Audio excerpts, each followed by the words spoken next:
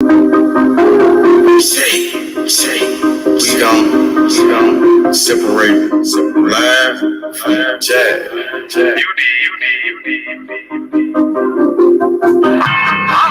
You might understand me. Am is better than am. Ain't feel better than no me. Trap. I'm on my motherfucking trap shit. I'm on my motherfucking trap shit. I'm on my trap shit. NBA, I'm the number one in trap. B57, nigga on his ass down. Nigga came at me about a fucking bitch. B57, I laid his ass down quick. Blah, boom. Yeah, all that shit. Niggas talking. Shit, with all that shit. 20s, 50s, 100s, shit, I want it all. First round drought pick, that's how I ball. Big bitch, she bad, but I put that hoe on pause. Trap, I'm on my trap shit. I'm on my motherfucking trap shit. NBA baller, I'm that trap pick. 57, lay his ass down quick. Body found in the bag, laying in the ditch. I'm on my trap shit. For 48 a bitch. Nigga playing with the G shit. Simo, you know I'm with the shit. I'm ballin', girl, paid it back in 96. Don't give a fuck about what I do, cause they don't make you shit. 93 gang bag, they trap big. I don't know nothing about shit, I'm on some trap shit. Hold the fuck up.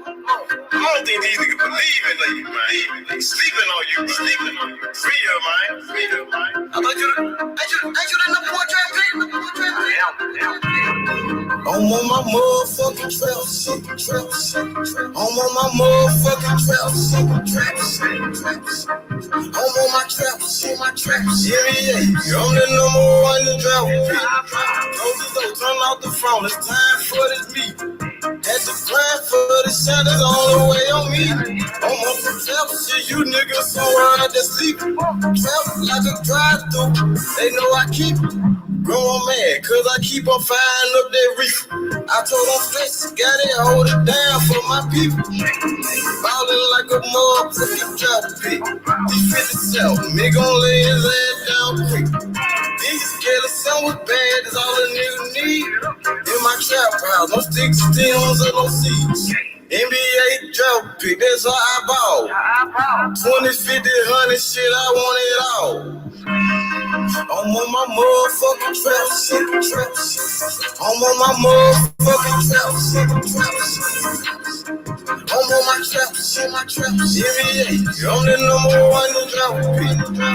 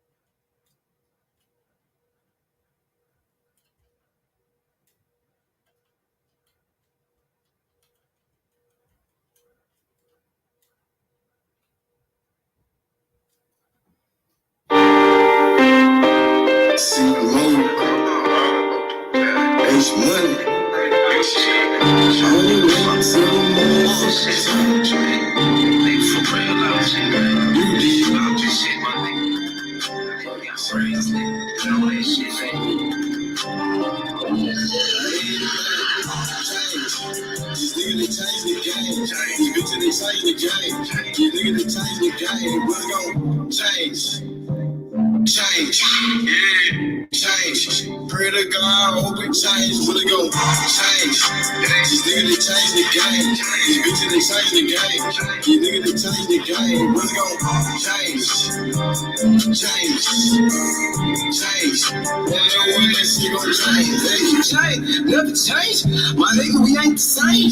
I'm married to the game. 1,000 on the page. Change the game. 28 grand I was shouting you. Your bitches making deals by her fucking forfeit. You ain't get money from in the way. I'm out here stacking bread. I'm getting money, stacking up till I go fed. Niggas gon' change. Look, y'all ain't dating. Like, nigga play the game. See my doing change. Lord, I can't complain. Listen, Barry's doing the same damn thing.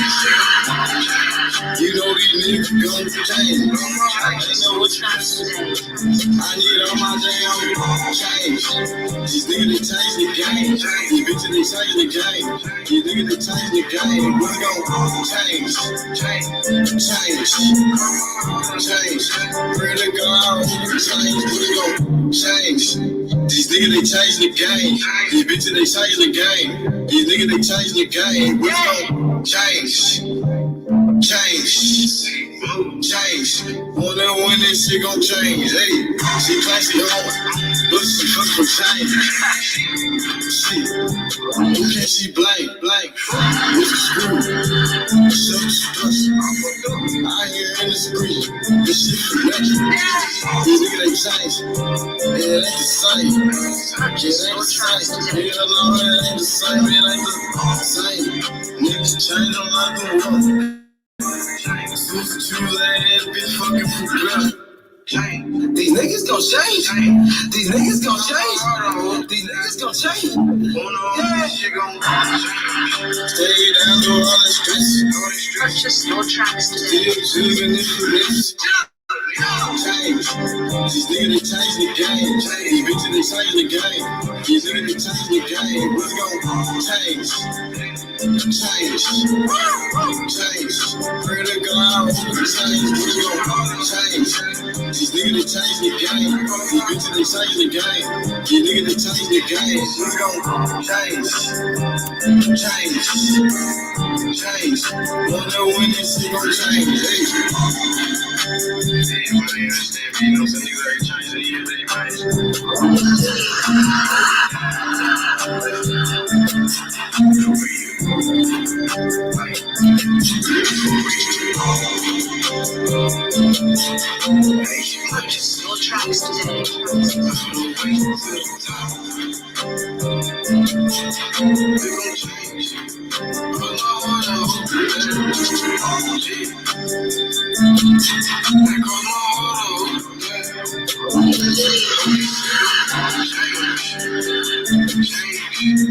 Purchase your tracks today.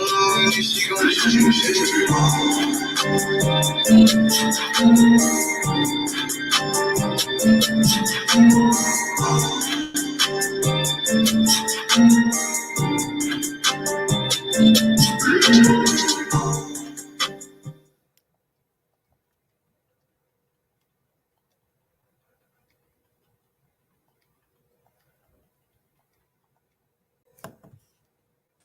Young Tony was good, my boy.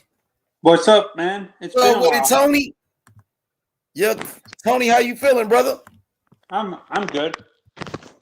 Man, what's going on, man? Hey, shout out to everybody in the chat. My brother Sly Tendencies, Big Taco, my boy Top, 150, the Dream Team.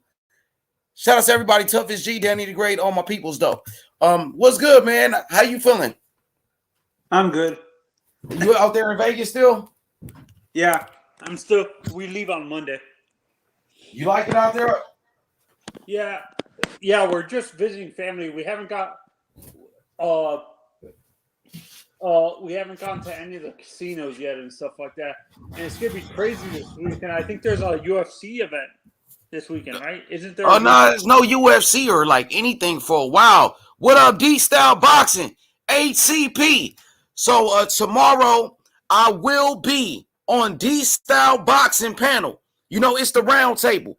HCP Thursday, D-Style Boxing Maestro A Boxing, ringside reporter, H Money. I'm excited, man. I can't wait.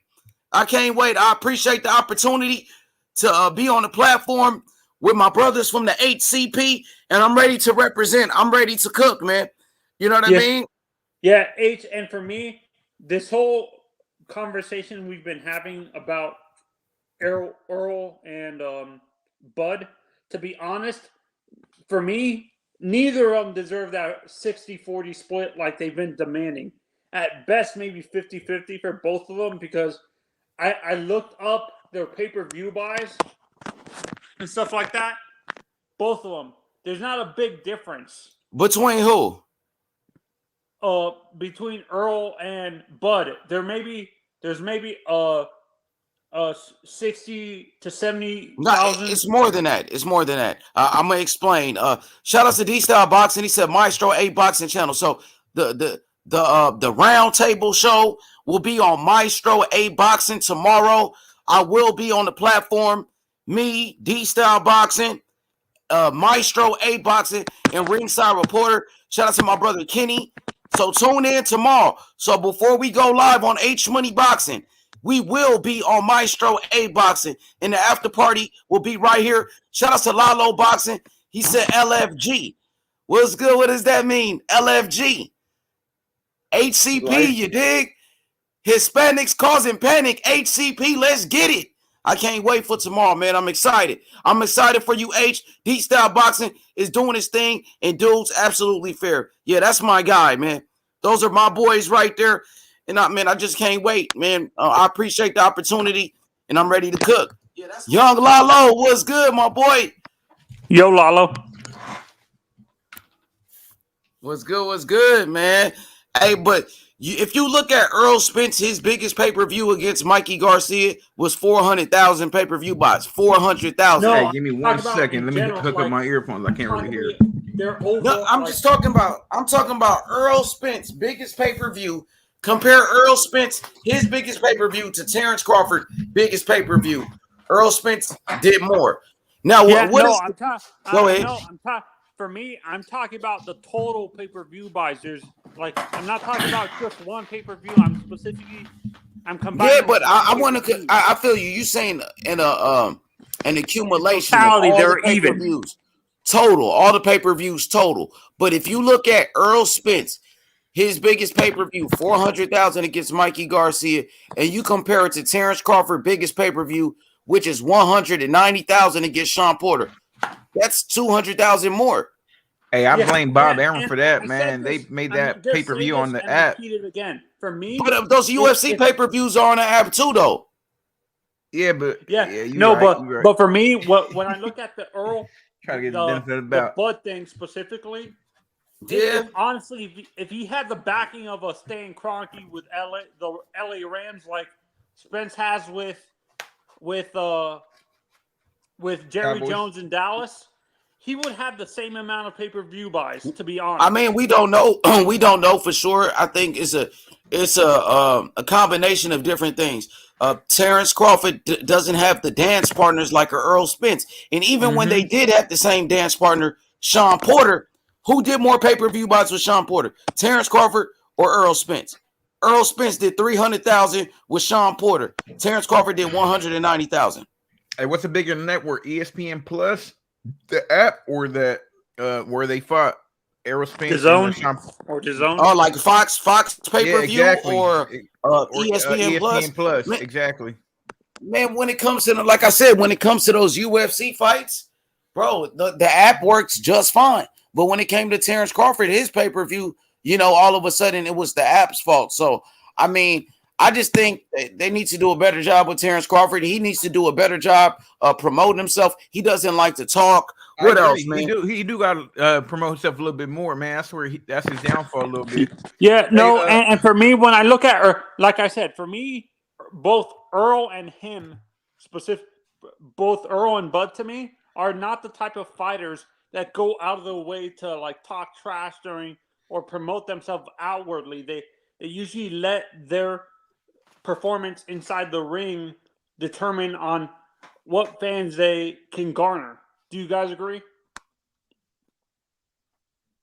Somewhat. I agree a little bit.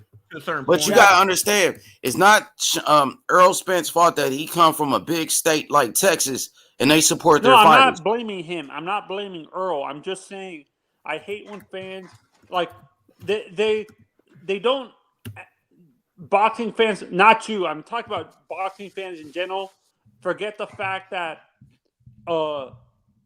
he had the backing of Jerry Jones promotion for the Dallas Cowboys because Jerry sold most of those tickets to Dallas Cowboy fans and stuff like that. That's what I don't like when boxing fans forget the fact is Jerry Jones that he got most of those live gate ticket sales from Jerry Jones's Cowboys fans is what I'm saying.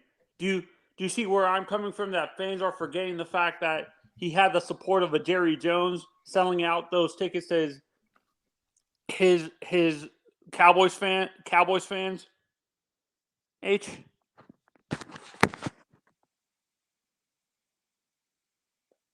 You guys there? Hello? No, I'm here. So you see where I'm coming from, Lalo, that I hate when fans completely ignore the fact that if it wasn't for Jerry Jones, I honestly, I'm not talking about the pay-per-view buys specifically and stuff like that. If it wasn't for Jerry Jones, I do not think Earl would be as a big in terms of live. You don't think Earl would have put 50,000 asses in seats in a Cowboy Stadium? Because he put 50,000.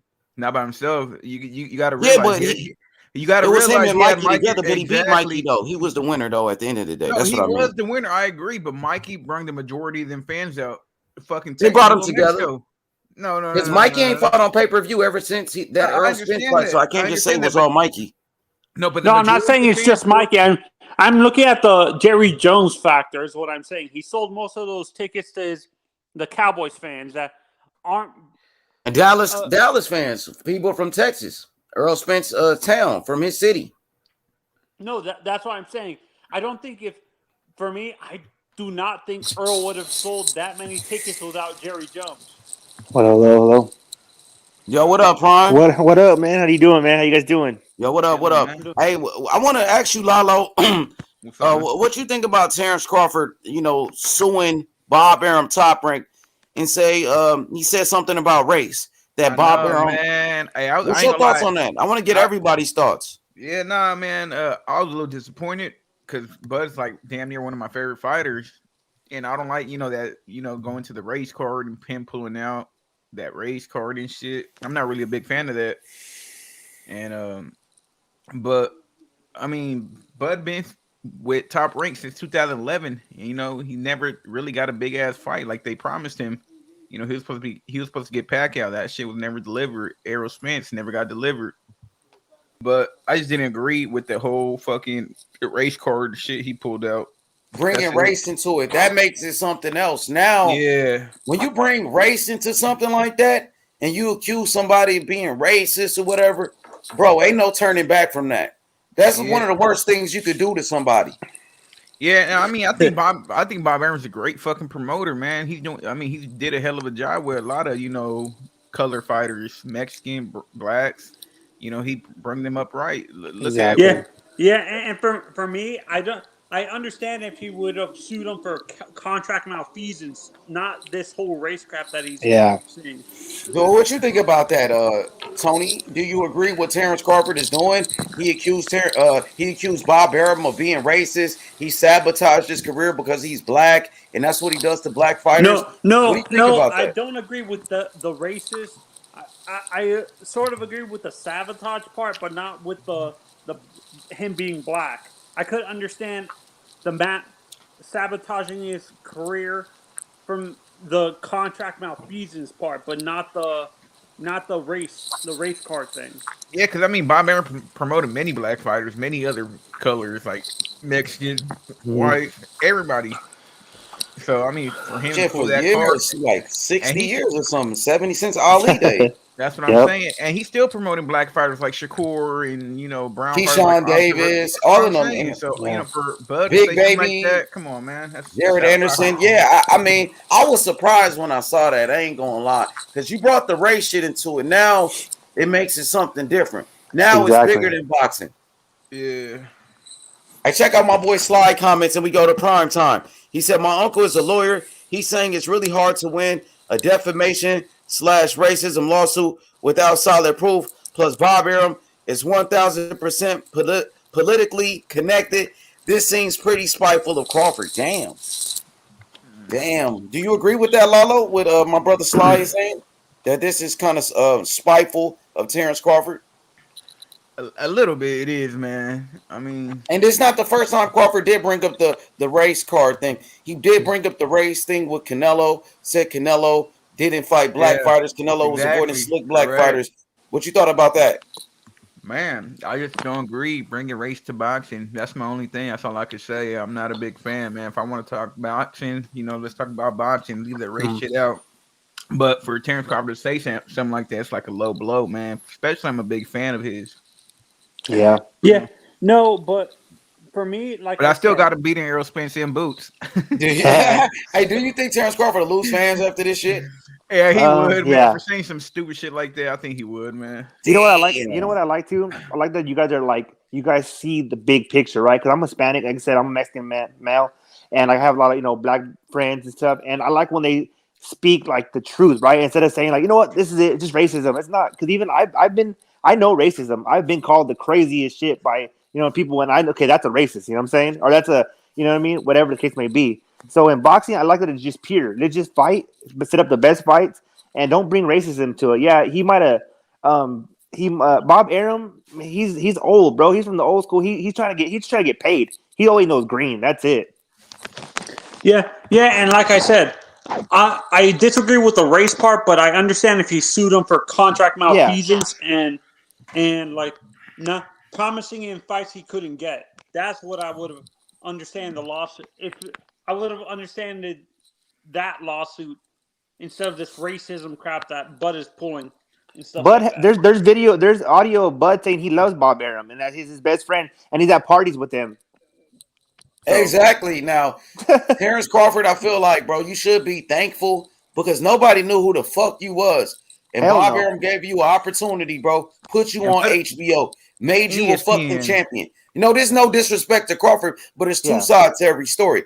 Now, Bob Arum took a chance with you, made you a star when nobody knew who the fuck you was. You was Tim Bradley's sparring partner. Yes. You know what I mean?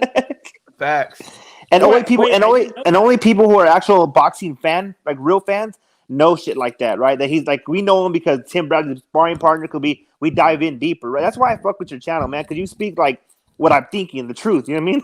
It's simple. Yeah, but it's two sides to every story. Yeah. Now, I want to ask y'all. Let's look at it at Terence Crawford point of view. Terence Crawford feel like Bob Arum was holding him back, I guess, because he's black or he's a black fighter or whatever. Is there any truth? Do you guys think there's any truth to that shit? No, like I've said multiple times, I don't think it's more about the money, like holding him back in terms of not the race part, but contract. But Crawford said it was race, though. He's the one accusing this guy of being racist or that's what Crawford said. I don't agree with it. But I mean, it is Bob Arum's fault because he promised, big fights. But at the end of the day, sometimes you can't secure him. Shit. How many times have we been promised something and it? You know what I mean? Yeah, but it never happened. Yeah. Hey, the whole PBC isolated Terence Crawford. They didn't even consider him a champion when he had the WBO. So it's not really, Bob Arum's fault. He can't really do much. He gave, the best opponents that were available that weren't PBC. And then he re-signed too. Like so. If Mikey Garcia said, "Fuck it, I'm gonna sit out for 2 years. I'm not gonna fight." Then you know what I mean. So then Terence Crawford, if he felt that strong about it, I get it. You got to eat, but you got to pick your struggle. You know what I mean, you gonna say that he's racist and not work for the man, or are you gonna sit out like Mikey did for 2 years? And you know what I mean. Yeah. And for me, I think that was a gamble. What Mikey did, and it was. They paid off. Yeah. And Lalo, I'm not sure if you're gonna agree with this. For me, guys like Bud and Earl are not guys like where they can own they can promote themselves without a actual physical promoter like a Arum or a Al Heyman or Eddie Hearn. They need a promoter. I don't think they can be like a Manny Pacquiao or a Canelo where Exactly. they really don't need a promoter. They can promote themselves. Do you guys Hey, agree? I mean, I'm not too sure. I mean, he's a free agent right now, and we'll see what he does. I mean, I can't No, really. that's what I'm saying. In my honest opinion, guys like Bud and Earl, I feel, are guys that need an actual promoter behind them because they're not the type of guys where they're not they're more introverted people. They don't like talking a lot of trash or bragging about themselves a Yeah. lot and stuff like that compared to guys uh like a Floyd specifically where he brags about himself all the time or like an Oscar where bro, that's why you got a team around you. That's why Yeah. if you don't talk, you got somebody to talk for you. That's For why real. you have a promoter. That's why you have no, a no, fucking that's what I'm spokesman. You saying, know, H. I think Advisor, Earl and PR, Bud yeah, advisors, specifically every PR, your team, yeah.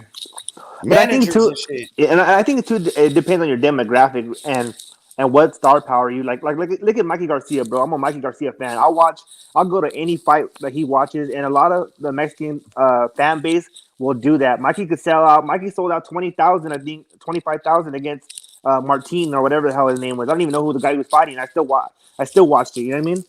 I So don't think it was that many seats. I think it was Nah, like 19 something, wasn't it? nah, 'cause, nah. I was there. Nah, Oh, you were there. Okay, yeah, so then you nah, know firsthand. Yeah, yeah, nah. But I mean, nah. People do Prime, I come have a out and question for you. support us. yeah. I agree. Hmm. Prime, I I'll asked grab that. Lalo and H this question, but uh, a guy like Terrence, Hmm. hypothetically, I understand this is a hypothetical thing. Let's say he Yeah, had the back, if he was living in LA and he had the backing of the stadium from a guy like Stan Kroenke, the guy who owns the Rams. yeah. Do you think he would have been a bigger star? Like for me, I understand the boxing partner Hmm. is a I, huge factor. But do you think, in essence, if it wasn't for the backing of a Jerry Jones, Earl wouldn't be as big of a star as he is now? I think that him being from Texas and then Jerry Jones, stamping him and saying he's a Texas boy. But Errol Spence, he needed Mikey for that fight.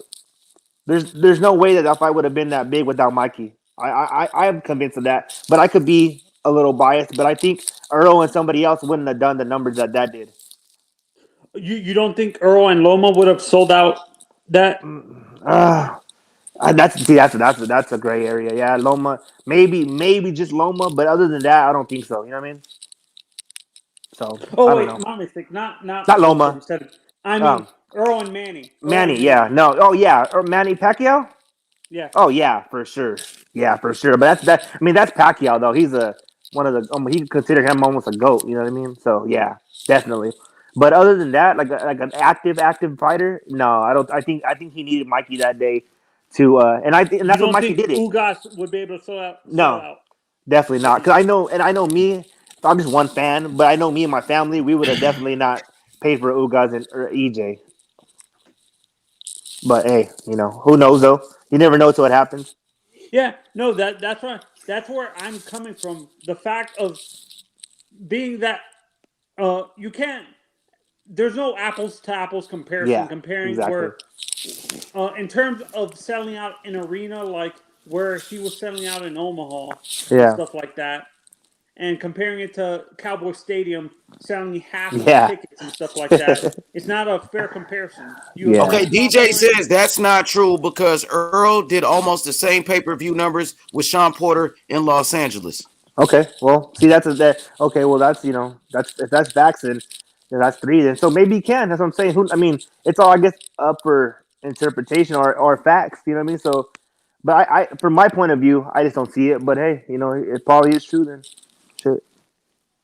Yeah, and honestly, and I'm saying this, I don't think these young guys that we're talking about, Earl and Virgil, I mean Mhm. Virgil and Boots, get the shots at 147. We're I gonna have think to wait till Ugas, Earl, and Bud vacate those titles and move up to 154. I really think that Virgil could do a lot in Texas right now at Cowboy Stadium. I really think so. Him and Boots, they could bring in a big crowd. I think. What do you guys think? Do you What do you think think, Money? Virgil? I can't remember where Oscar sold out in LA. Like what state? The StubHub Center. Do you think Virgil can sell out StubHub? You know what? I think so. I think he can, bro. Virgil. I mean, I'm a Virgil fan, man, and I mean, he brings in the crowd, but yeah, I don't know. It's all up for shit. I don't know. I don't know the exact numbers of his last fights or what he brought in, so who knows? But and what's StubHub seat? 60,000. Oh damn! I don't know. I don't think he's there yet. But it depends who he fights. So if he was to fight like maybe Or the Staples Center. Oh, he dropped out. Yeah, I got a question. Lalo, speaking of Terence Crawford's comments about Bob Arum, is there any truth to what he's saying about Bob Arum, mistreating black fighters?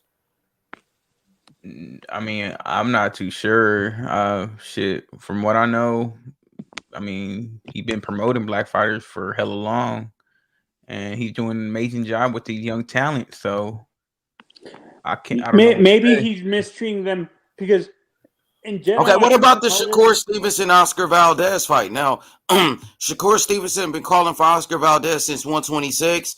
At 130, they're both champions right now. It's an easy fight to make. They both signed the top rank. Shakur Stevenson wants to fight Oscar Valdez, but Oscar Valdez want to fight Shakur Stevenson too. So I'm gonna tell you what I heard. I had interviewed Shakur Stevenson's cousin. Shout out to my boy Teray. Teray is actually a strength and conditioning coach. His name is Teray Stevenson. He's the strength and conditioning coach for Keyshawn Davis. I interviewed him, and of course that's Shakur Stevenson's cousin. They real close. You know what I mean? And I asked him about, Shakur Stevenson, Oscar Valdez, and he did say something about race. I'm gonna be honest with you. He said he think Top Rank don't want to make the fight because Shakur is black, and when Shakur wanted to fight Jamel Herring, they made that fight easy. You know what I mean? It was an easy fight to make when the black fighters fought each other. And Teray Stevenson told me, he said that he think it has something to do with race. He said he feel like they is kind of racist over there with Top Rank, and that's why they didn't want to make that Shakur Stevenson Oscar Valdez fight. He said he think it has something to do with race. You know what I mean? He said the two black fighters, Shakur and Jamel Herring, they made that fight happen easy, no problem. When it came to two black fighters fighting each other, but when it came to Shakur Stevenson fighting Oscar Valdez, it's some other shit. You know what I mean? I want to get your thoughts on that. Maybe the business is not right now, but I really don't know, because I know when I was in Vegas with Oscar Valdez during, I forgot who fought, about around November, whatever. He mentioned that he wanted that fight. He said that if he had to choose, he would like to take on Shakur Stevenson next. He told me straight up. Okay, that's what he told you for sure. That's that's what he's supposed to say, that he'll fight anybody and things of that nature. But from Shakur Stevenson's cousin, he said like it had something to do with race. He felt like that they was being kind of racist over there at Top Rank. They didn't want to give Shakur the Oscar Valdez fight for whatever reason.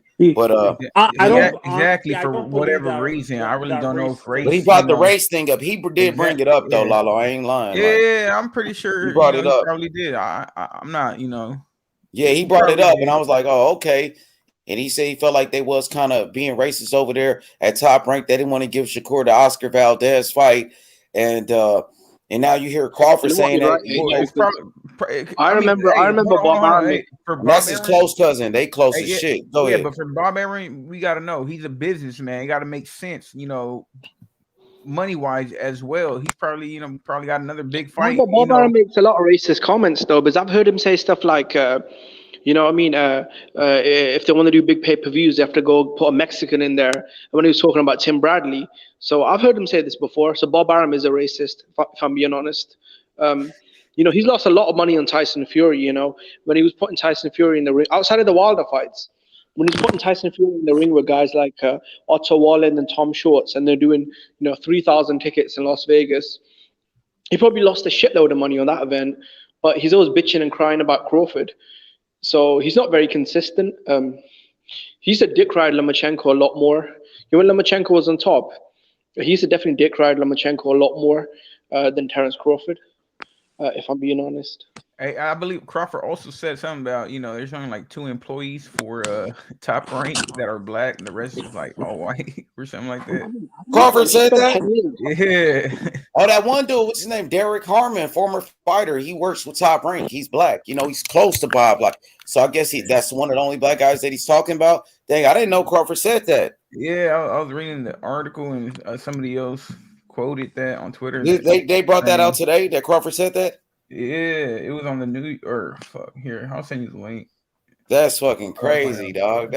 Man. I mean, sometimes when you don't get the fights that you want, then you start to think about why I'm not getting this fight. What's the reason? You know what I mean? And motherfuckers start coming up with different stories.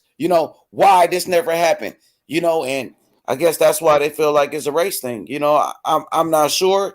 I just want to get the people's thoughts. I want to hear from the people. DJ right here, let's see what DJ said. He said they're trying to hype up Valdez versus Neverente fight. I don't understand why. Neverente got a loss. Neverente fights at 126. Neverente's not a champion at 130.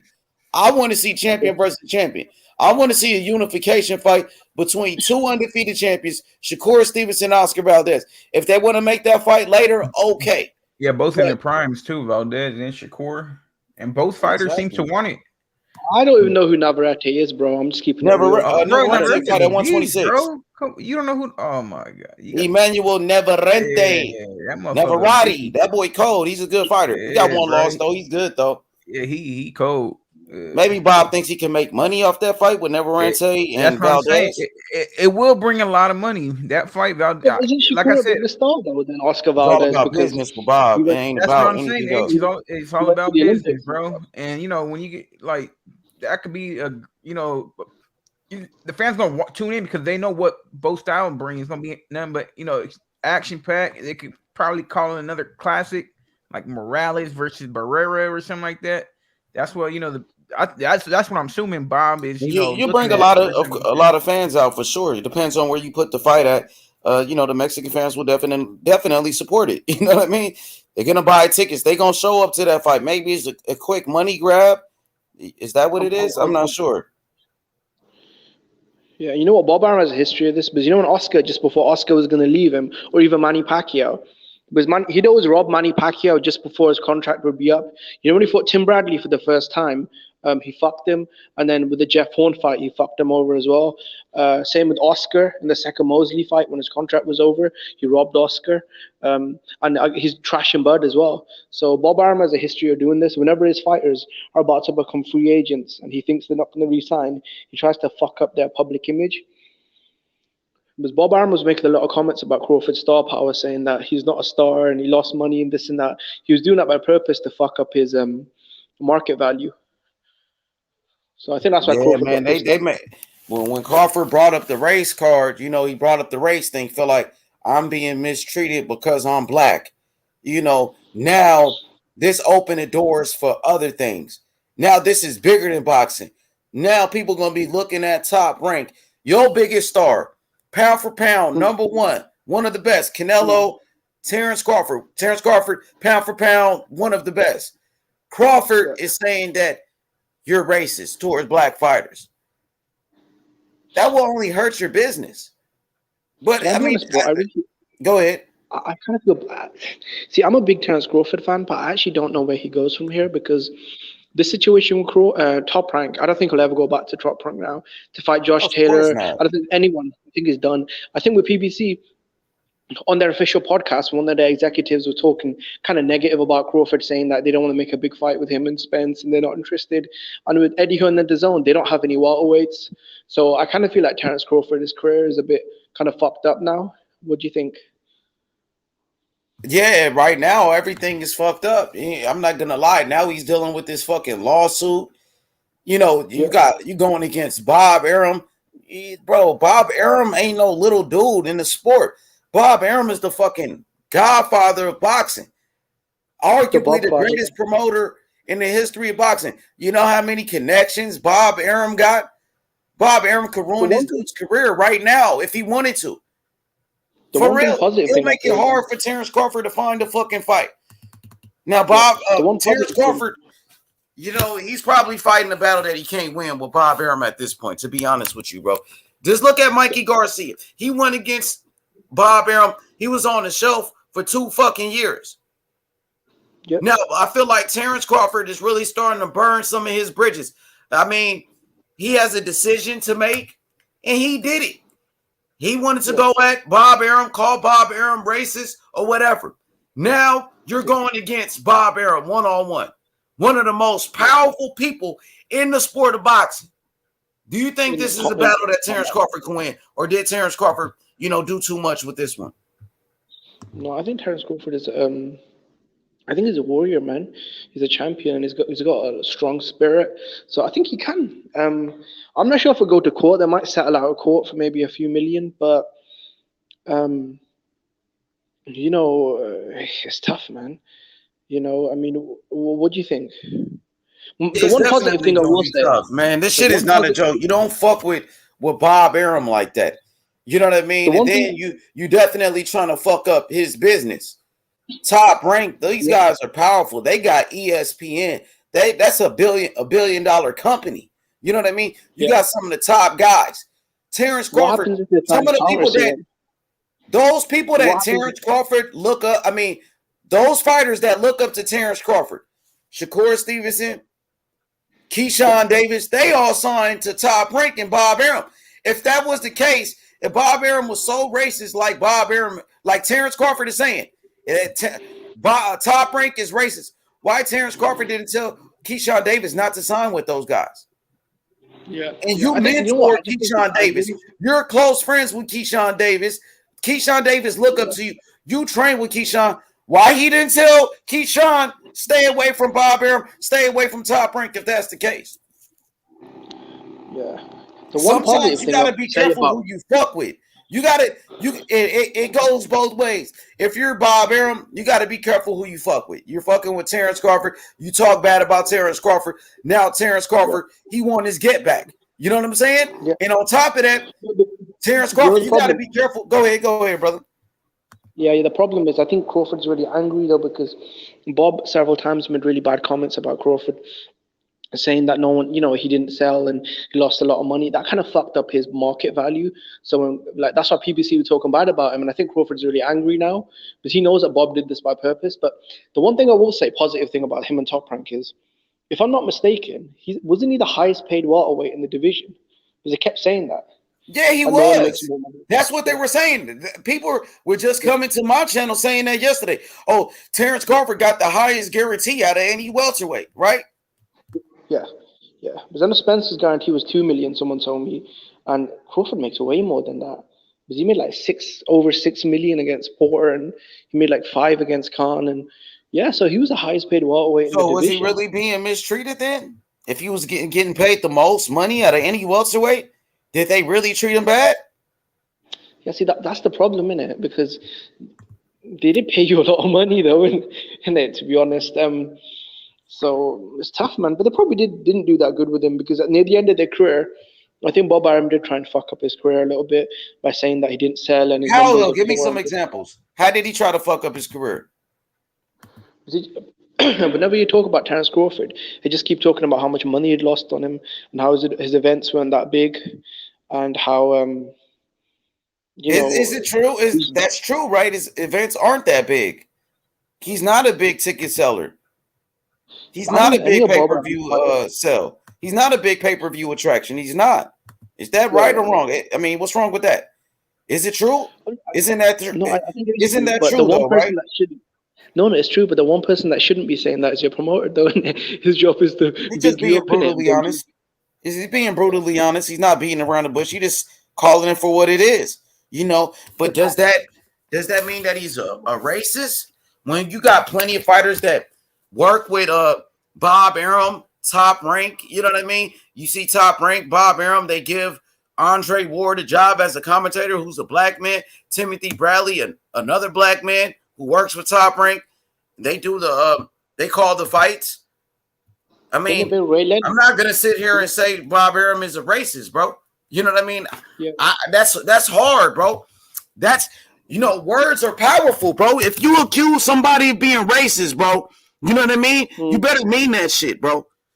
You better know how to prove it, bro. That shit is not a small little thing, bro, to call somebody racist, especially somebody like Bob Arum, who's respected.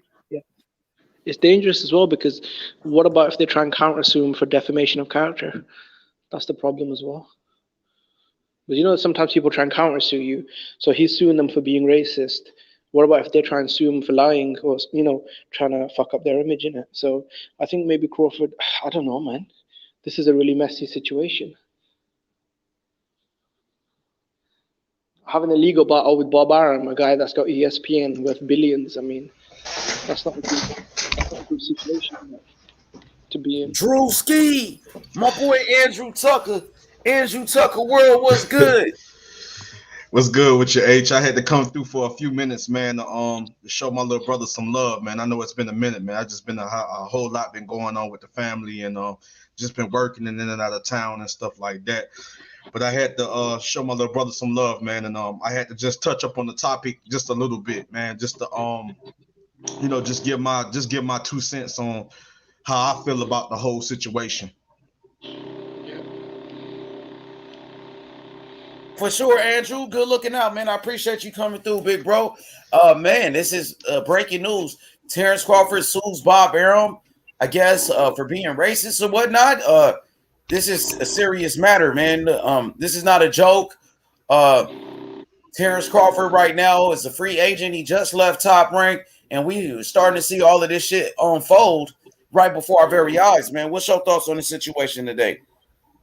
Well, I don't see Bob Arum as a racist. I don't see him as a racist at all. You got to remember that a guy that was like pretty much like a brother to him, that he pretty much grew up in the business with, which is Don King. Those guys were like brothers, and a lot of other guys that he was able to work with, were African Americans, you know what I'm saying? And it was pretty much like a brotherhood. So I never saw him as a racist. And he was pretty much like a father figure. I know some people feel that Bob Arum have favoritism. He has favoritism for certain fighters. He glorifies certain fighters and give certain fighters, promote fighters better than other fighters, and he gives those fighters the more of the spotlight as far as a promoter, and glorify them more than other fighters. But I just want to want you guys to understand that and I hate to go this route, but Bob Arum and Terence Crawford had a father-son relationship. They had a father-son relationship. If I'm not mistaken, H, Terence Crawford is one of Bob Arum's highest paid fighters. Was one of Bob Arum's highest paid fighters, right? I'm talking about number two after Fury, right? So I'm talking about, he's a businessman. He's all about doubling his money. He's not about losing money. But at the end of the day, a part of the agreement, a part of the deal with the contract he signed with Top Rank, I'm talking about Terence Crawford, he was guaranteed a little over $5 million, or close to $5 million. You know what I mean? So the thing is, you know what I mean? That's why Bud re-signed with him, because he was comfortable with his paydays. He was getting good paydays. And then on top of that, if it was a pay-per-view, he received a certain percentage from the pay-per-view, even though the pay-per-views wasn't doing that great, wasn't doing that well. But he was also still doing good at selling out a venue, like back at home, like Omaha. He'll sell that out. he'll sell that out, and also that's the way they make money from the gate. So he get a percentage also from that. So he makes a little bit more than a guaranteed purse. So he was making good money with Bob Arum, but they had a father and son relationship, and Bob Arum, is not a racist, man. I'm just got to keep it real with you. He is not a racist, and he the thing is, people may felt that the way that he didn't promote Terence Bud Crawford the right way. He didn't he didn't pretty much push Terence Bud Crawford the way that he needed to be pushed, as far as being his promoter, and as far as when it comes to his promotional company. But at the end of the day, let's just keep in mind, let's just keep in mind that, he was getting paid. He's getting paid more than even Vasily Lomachenko. He's getting paid more than what is Vasily Lomachenko's getting paid? What was he getting paid? He wasn't even getting paid $1 million in his last fight, from what I know. He wasn't even getting paid. He wasn't even getting paid $1 million. You know what I'm saying? Bob Arum made sure that Bud Crawford was getting the money that was agreed upon when it came to signing back with Top Rank, or signing with Top Rank. You know what I'm saying? So the relationship he had with Bud, it was like a father and son relationship. He just wanted, and he also wanted to make sure that Bud was able to get the certain fights that Bud were looking to get. Now he couldn't get Bud the Spence, even though they wanted the Spence fight. He couldn't get Bud the Spence fight because you got the two networks. If this network is not trying to make it easy for this network, or this promotional company is not trying to make it easy for that promotional company, or this network and that network is pretty much just not on an even playing field, then it's hard. It's kind of difficult, and it's kind of hard to make a certain. So people was blaming Bob. Well, Bob wasn't able to deliver him the fight. He was trying to get that fight, but it was hard because it's going to take both men, and it's going to take both companies. It's going to take these men in suit to have these conversations and to talk and to agree upon and to come to an agreement and to negotiate. And if one team is making it hard and they're not trying to negotiate, or they had other plans, then there's nothing that he can do. It's nothing that Bob can do. Bob was doing what he had to do. Bob's not in the picture anymore. And Spencer's team is still saying they don't want the fight. So yeah, exactly. I don't think So Bob was like, okay, well, we can get this fight. We can finally get this fight. So we got the Sean Porter fight. So we got a fighter that's over there with that stable, that's willing to come over, and that's willing to fight. You know what I'm saying? So we're able to secure that fight. This fighter is willing to take on my fighter, and him and his handlers are willing to do business with us. And so let's go ahead and let's negotiate, and let's agree upon these terms, and we can go ahead and make this fight happen. You know what I'm saying? These fights can happen, but it takes both parties. It takes both parties to come together and to talk and to work out the numbers and all that goes on behind the scene. It takes both parties. You know what I'm saying? Hey, but what Bob Arum can't do it alone. He can't do it alone. It's going to take the other party to come over and to be willing to, you know what I'm saying? So at the end of the day, you know what I mean? I felt like, people felt like Bob Arum was having or was acting funny or treat certain fighters a certain way, or the way he does business can be a little shady and stuff. Yeah, he had a track record, and when you look at fighters that have left Top Rank, that left that promotional company, yes, it was some bad business going on.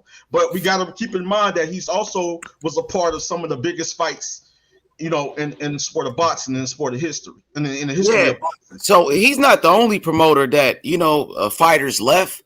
Look at Don King history. He's a black man. Look, you know what I mean? Say that. I was You know what I mean? just about to say that, H. Right I now, was when just I about to look say at that. it, I look at it like this is a breakup between Terence Crawford and Bob Arum, and now this shit is starting to become an ugly breakup. You know, since they broke up, now people starting to air out their dirty laundry. Well, he did this. He racist on the low and all of that, man. And you just can't play with that racism word, especially when you go and get somebody this powerful like Bob Arum. I think Terence Crawford is in a fight that he can't win against And how Bob can Arum. he be? I think he can win it. Do they know who even? I'm sorry. Go ahead, my brother. What up, I Taco? think, What up, man? I It think, was I good. What's think, going I on, think, Taco? I think he can win it because there's a history. There's a history with it. You can look back at his history. How can he not prove his history of what he did? And also about what you were saying about the Porter fight. The only reason why we got that fight was because the belt they mandatory him. The organization mandatory him to make that fight. Yeah, but If Taco, it wasn't for the sanctioning bodies coming to save Terence Crawford, there's no telling who he was going to fight at that time. but Taco, Terence Crawford And himself said just because what we see about Bob Arum, we don't know. We don't know what we. Yo, Taco, you can hear me? Do y'all know who Terence Bob Arum was tied to? Do y'all know who he grew in the business with? Do y'all know It's an ugly breakup right now, and Crawford is talking a whole lot of shit. Since they broke up, he wasn't saying that shit when he was signed to Terrence. When he was signed to Bob Arum, he wasn't saying none of that shit. If you read in the suit, if you read in the suit, people got to know the history, right? If you read in the history, do they if know you read in the who this suit, man grew in the business he said with? that he would Grew in the business with, who he was in business with, his brotherhood. Do you know his brotherhood? If you read in the suit say he will Devin, put you together, on the problem ice is, and can I hold be your honest? career Hold if on you real wasn't quick. speak out. Let's do this one at a time. To say that Bob Arum is racist is hypocritical, because if you go back and you know the history of this man, you would know that his brothers they weren't just Caucasians; they were African Americans and stuff like that. That he was But come tied on, to. a lot of racist people He work was, with different he was people. I mean, connected, this is the corporate world, isn't it? that he was involved with. Yeah, but bro, this is the corporate world. Yeah, but come on, man, you can't say that. You can't say that because in the corporate world, a lot of people work with racists. A lot of these guys we doing business with, Don King wasn't the only one. Don King wasn't the only one. Damn, bro. Let Jimmy say what he said again, bro. Jimmy, repeat what you said one more time, yo. No, it looks very common for race. It's very common for racist people to work with different races. I mean, that's just the corporate world. That doesn't mean they're not racist. I personally know people that are racist that work with all people from all colors. I know they're pieces of shit, but when you're in the corporate world, you have to deal with everyone. Yeah, that's facts. But at the end of the day, I don't think Bob Arum was racist towards Terence Bud Crawford. I don't think so. But we don't. But see, that's what I'm saying. We got to be careful because we don't know. We don't deal with Bob, and Bob has came out and said some shady shit on wax. So this is why I think Terence Crawford got a case, because he got a lot of shit he could play about what Bob Suriname had, and he got a history too. A lot of people he done got tried to get sued by who Danny Garcia and Oscar De La Hoya, and didn't one of his other fighters try to sue him too. So he got a history of people who's trying to sue him too. So you got to look at that. So we don't know. And the thing with Bud has been with Arum for nearly 13 years. He helped a lot of He's got a blacks lot and of he history did that this he for could dig up. But hey, two things could be true at the same time. You could have a little racist in you and still be able to help somebody. Yeah. What did Bob Arum actually say that pins a case to say that I can't go back and everything that I just know if he trying to shoot Bob Arum for I 10 swear I million, heard him say something like black fans don't buy pay-per-views. It's kind of I might be wrong, everything he said in that suit. Bob Arum said it. Like you could go back and see it. So Taco riding with Crawford. Taco ain't I'm riding playing. with Crawford, bro. hey, you try to go. You come after a lawyer for 10 million with a suit, nigga. You gotta have some shit, bro. Nigga, Bud Crawford ain't 10 million. That nigga wasting time with this shit, man. All of this shit starting to really crumble right before our very eyes. This whole shit with Terence Crawford is really starting to unfold, bro.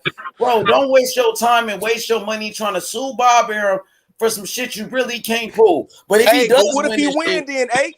that shit gonna be. If he win, nigga, that shit gonna be. It might not be even about money, bro. Hey, Bro, it might not even be about money. Hey, I think he wants to hurt Arum. In a quarter law, it's what you could prove, right? Why you feel he can't prove? He can't beat no fucking Bob Arum, my nigga. Why you feel he can't prove? Hey, he was. Bro, let's see what Method got to say. Quoting, hey, look, if y'all gonna read the suit, he was quoting Bob Arum and a lot of shit. Bro, he should have never brought that race shit into it though, Taco. This nigga Bob Arum ain't never said no racist comment that I heard. Like, you know what I mean? Hey, he was like the UFC. The UFC only people watch that with skinheads and the fighters roll around like queers, bro. He got help, bro. It ain't just that though. Like, man, Bob Arum got some quotes. If we have to go down to research and actually Google that shit, I'm pretty sure we could dig up some shit. So you what he saying? I mean, we don't know. Hey, hold on. You got to bring up the facts. If you want to say all this, it's what you could prove in a court of law. That's the thing. And Bob Arum is on wax. It's not no he say she say shit. You feel me, nigga? This is him quoted. Bug go weird. Watch. You got to show. Bob Arum ain't never said nothing racist though.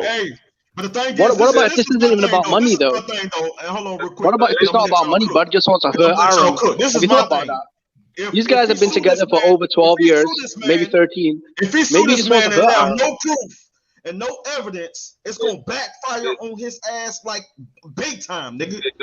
I mean, it's gonna backfire Crawford's career. It would fuck his career up. Do y'all understand what I'm saying? It's gonna backfire. So if there's no evidence, if there's no evidence, if there's no proof, it's gonna backfire on him big time, bro. And it's gonna look bad on Bud. And I don't want it to backfire because I love Bud. He's one of my favorite fighters, bro. He one of my favorite fighters in the sport of boxing, bro. So I don't want it to backfire on Bud, bro. You know, so I hope.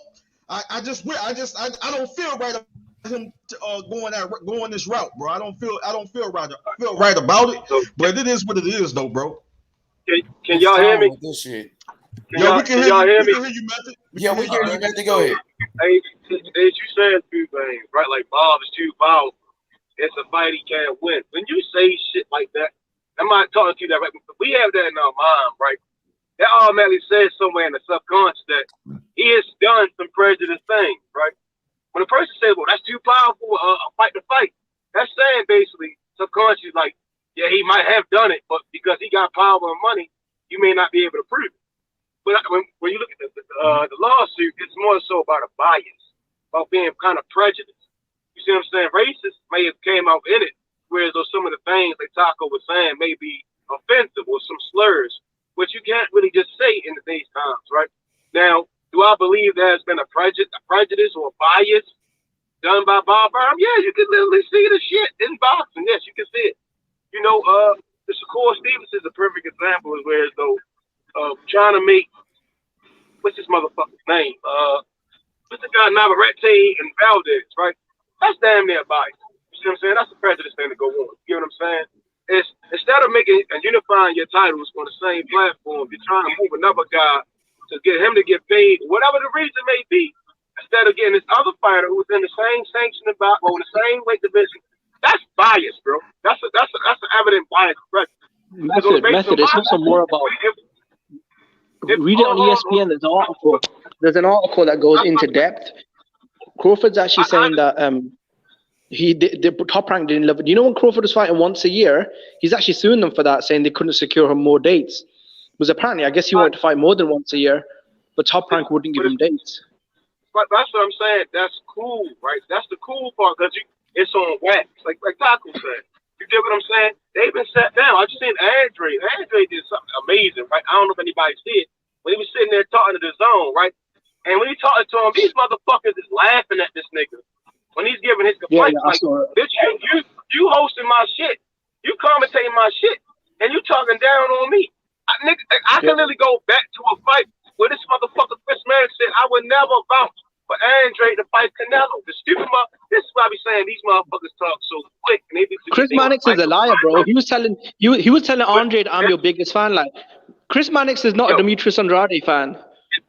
And he came out of his mouth saying, I would never vouch for him to get a Canelo fight. And this is what I be saying, like Doctor was saying, this shit is on wax, bro. If I heard it, I know the whole fucking world heard it.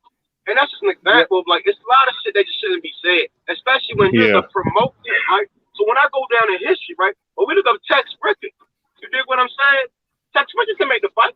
He knew how to, if the fans want a good guy and a bad guy, let's create this good guy, let's create this bad guy. But we're not seeing that with Terence Crawford. We don't really see that with certain fighters. You dig what I'm saying? Like, yeah, you can go to the sad story of where God grew up in, but let's get to making this guy a star. Why aren't you making this guy a star? Y'all made Lomachenko a star. Lomachenko said y'all was corrupt as shit. He said y'all robbed this motherfucking ass and all that, but then y'all back to putting him on some big ass card. Even the Terence Crawford pay-per-view card made no sense. I didn't understand why they didn't stack his pay-per-view card with up-and-coming fighters. Even in business-wise, right? There's a lot of them young guys that fight back to back. You saved them for Lomachenko. You dig what I'm saying? Look when Spence fights on pay-per-view. Look when Spence fights on pay-per-view. PBC put fucking David Benavidez on the undercard. They put Mario Barrios on the undercard. They put fucking Robert Guerrero, Josecito Lopez. Every Mexican they can find, they put on the undercard to help sell Errol Spence's pay-per-view cards, right? They don't do that with Crawford. Bob put Young Ali on Lomachenko's card. He put Jared. He's putting all these guys on these cards for a reason, and then he took everything else off of Terence Crawford. On your own pay-per-view of the year, right? Could have been a big pay-per-view. You should rather put them on Lomachenko's free fight. The fight a fucking has been, bro. And that shit made no sense to me, bro. It made a motherfucker who got his ass just. I didn't understand it. How you gonna put him on Thome Loma card instead of putting him on Sean Ford, Terence Crawford card? Instead of putting these young stars, he could have put Holyfield's son on there. You get what I'm saying? It was just like shit that made no sense. Holyfield just came off a big ass knockout. Why you ain't throwing him on this Terence Crawford card? But his pay-per-views were getting more and more exposure. Ain't nobody was gonna buy that Terence Crawford pay-per-view to watch Holyfield's son fight. I'm just saying, nobody was gonna pay pay-per-view to watch this nigga's son fight. I'm saying ain't nobody even knows Holyfield got a son really. Hey, but listen though. What up, Tucker World? What's up with it? I get what Messi is saying though. I'm not done talking. I'm not done talking, my nigga. So I was saying again, what the fuck what H talking about? It's the reality of the business of boxing, which is why I said on wax, right? This is why they're gonna go into the emails. It's the same way they did with the NBA, right? They're gonna break the bitch down piece by fucking piece by fucking piece. Break what down though, man? You gonna find this, my guy. You gonna find out. They gonna break what down? It's the same way they broke down the NBA and they put the motherfuckers. They were the politics. They gonna start going to try to get emails and shit. They gonna want emails of what? Of Bob Arum, you mean? It's not just Bob Arum. That's what I'm saying. Y'all just keep talking about Bob Arum. My God, it's top ranked. They gonna want every bit of piece by piece. And obviously, I'm not gonna go with what I can understand, but it's other parts and people that are gonna have to come out. They gonna have to speak on that shit. And I'm saying, Terence Crawford. We just saying in politics, right? I forgot what it was. Hillary Clinton, they said, "Well, we need your emails." So this is a court process, right? So that's what's gonna happen. They're gonna get all the information they can get, and they're gonna go by. Again, even if he fucking doesn't win the 10 million, a lot of shit gonna come out, and it's gonna put a smear on top right.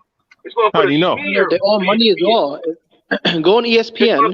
There's an article that says he's suing them for money as well because when Crawford signed that extension with Top Rank, he was apparently he had a certain amount of dates that they were going to pay him for, and if they couldn't get him the Pacquiao or the Errol Spence fight, they were going to give him an extra $1 million.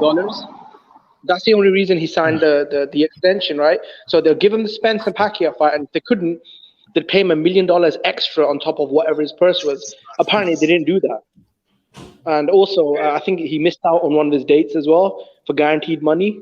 So.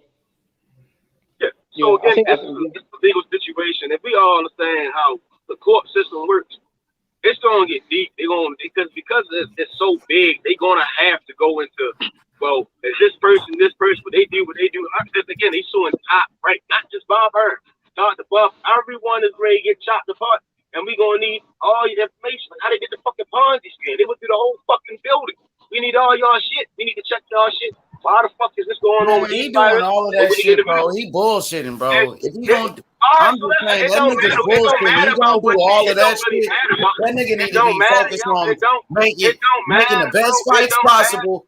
He need to be focused on Earl Spence, Jerron Ennis, instead he focused on fighting Bob Arum. Wait, no, Bob, but they try to shoot Al Heyman and shit. It was no. Yeah, I want a word in this too. Go ahead, historian, go ahead. Pass it around. Yeah, real quick, man. Yeah, let me just lay it down for y'all. All right, because this is a big topic. Now, Terence Crawford, he can have his discrepancies with Bob Arum and whatnot. That's understandable. But no, let me break it. Let me break it down. One at a time, bro. We let you talk. One at a time. Let historian go with you. Let historian go rebuttal. Do one at a time, bro. Go ahead, historian. Real quick. Go ahead, historian. Yeah. Let historian go right. Then you go after him. Okay, listen. Top rank, Bob Arum, whichever one, man. Whichever one you want to pick. It don't matter. The fact, look, he's a skirmer. He can have. Okay. Let me make my point. Let him go. Let his story go, brother. Top right. Remember that, bro. It doesn't matter, bro. Listen, it don't matter, man. Man, bro, come on, man. Let him get his bars off, man. Then you go after him. Go ahead. All right. Now listen. Here's the discrepancy with Bob Arum. All right. Terence Crawford. And his issues with Top Rank, he can have his discrepancies. That's cool. That's fine. But when he starts bringing all this stuff up now, and now, but here's the thing though. Now, especially after PBC pulled the move that they pulled, saying that they probably will never make the fight with. Bro, to me, he knows that his market value is not there. He knows that. At the end of the day, no matter how much he claims to be a great fighter, which he is, at the end of the day, the market value for him is not there, bro. All right, this new. At the end of the day, he only sold. Listen, his fight with what's his name, Showtime Sean Porter, only did 190,000 buys. Okay, granted, we have what the situation that we have, but look, Canelo Alvarez sold, Tyson Fury Wilder sold. You understand? Okay. Terence Crawford, the market. Look, listen.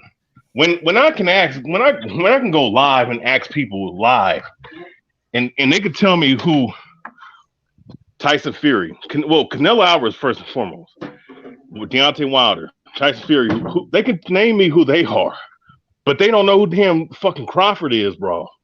These are guys that casually watch boxing. That tells me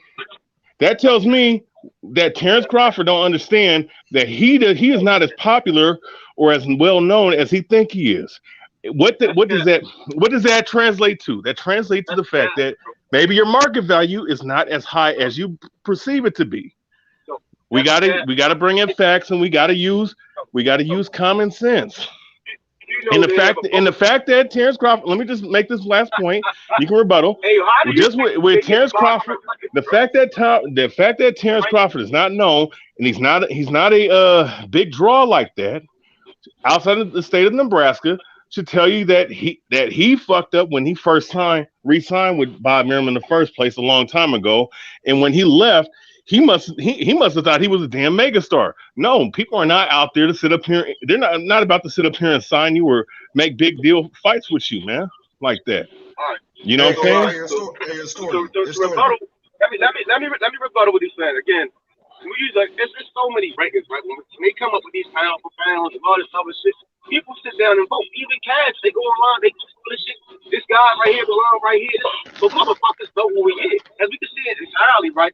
The stocks, man, you mentioned the pay-per-view buys. A lot of pay-per-view buys are going down. Shit, even Luis Ortiz and what's his motherfucker's name, Charles Martin. Right? But due to streaming, everybody made sure they fucking watch the shit. You get what I'm saying? So again, that plays a part. But when it comes down to what the motherfucker is suing them for, is due to bias, right? The bias of how they're promoting certain fighters. And you know what? And it's Bob Arum's job to promote. Okay, it should be Bob. How was it Terence Crawford fight for when he hired a promotion company? That's Bob Arum. It's Bob Arum's responsibility to promote him, to make him a star. Now, on free TV, he had over 300 million views, more than a lot of other boxers. Now, that's very hypocritical to say that he can't sell when free people watch him for $3-some million for 3-some million people watch him on free TV. Now, a lot of people didn't know how to do that app shit. I didn't know how to do that app shit, bro. Nigga, I was up here like, what the fuck? Nigga, they gonna try to charge me. Hey, Taco. Hey, Taco. Hey, Taco. Hey, Taco. He still up? What? Listen. Hey, Why Taco. couldn't they get fucking Crawford on WWE like they did Tyson Fury? And Why let me the say Max one thing, Kelly- because this shit keep on cutting me off, bro. I don't know what's going on with this shit. But we need to stop saying, why is he doing this now? The reason why he doing this now, because you remember what happened with Mikey Garcia when he had to sit on the shelf, and a couple of other fighters too? That's why he probably waiting to do it now. You feel me? He free, and he's doing it. And who cares if he doing it now? Who cares? He doing it now, so he doing it. He's a man. He's stepping up to the plate. He's taking the chance. He's doing what he needs to do to help fighters like Shakur Stevenson and other black fighters. He could be helping multiple black fighters down the road too. So it might just not be about him, y'all. You know what it is, yeah? Taco. You also, I think Crawford is being... So it doesn't matter if he did it now, tomorrow, the day before, yesterday. Hey, at least this black man stepping up to what he feel is some symptomatic racism, and he should be commended for it. You feel me? If he feel like that's how he been treated, then do your thing, shoot your shot. You feel me? Because none of us know. None of us did no business with Bob Arum. Hey, Taco. Hey, man. Taco, can you hear me? Can you hear me, Taco? Yeah, Taco, you're coming across, man. Yeah, can y'all hear me? Yeah, we can hear you, man. All right. Yeah, mate. Hey, Taco, I got a question for Taco. Taco.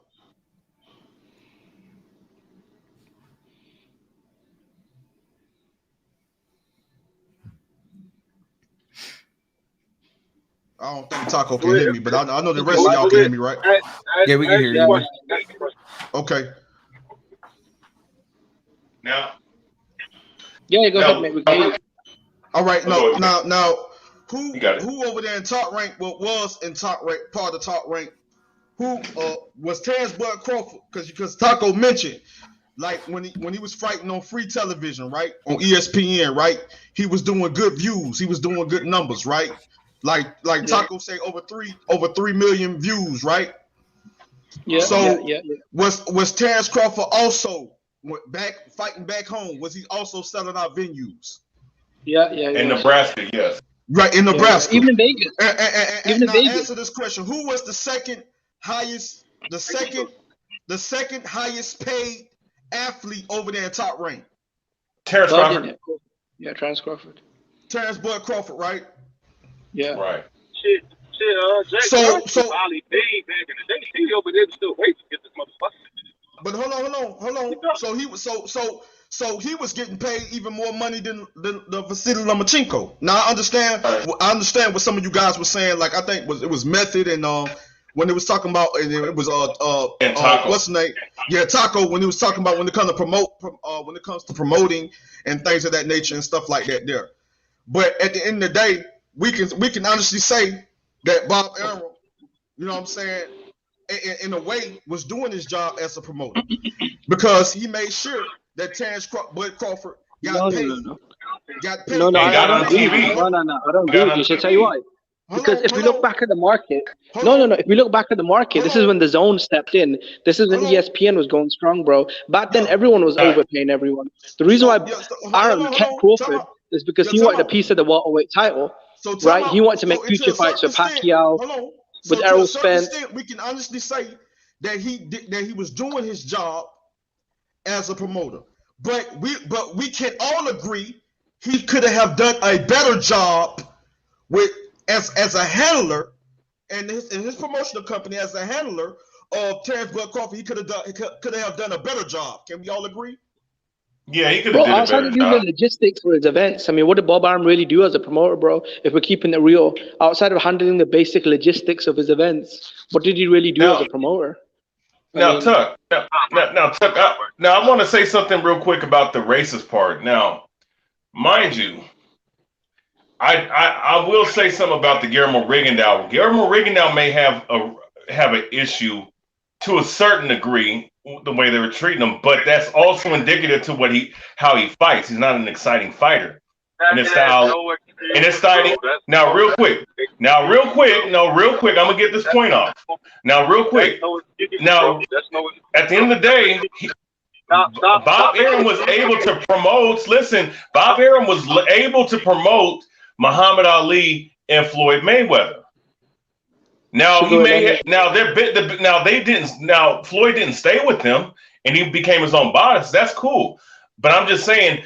He had he was able to in prior times actually promote black fighters, top level black fighters in two all-time greats, in one in Ali and one in Floyd Mayweather. You understand? So with Terence Crawford, I'm gonna say this with Terence Crawford, what it is, I think that Terence Crawford he's just not able to draw people in, bro. Some people can sell, other people can't sell.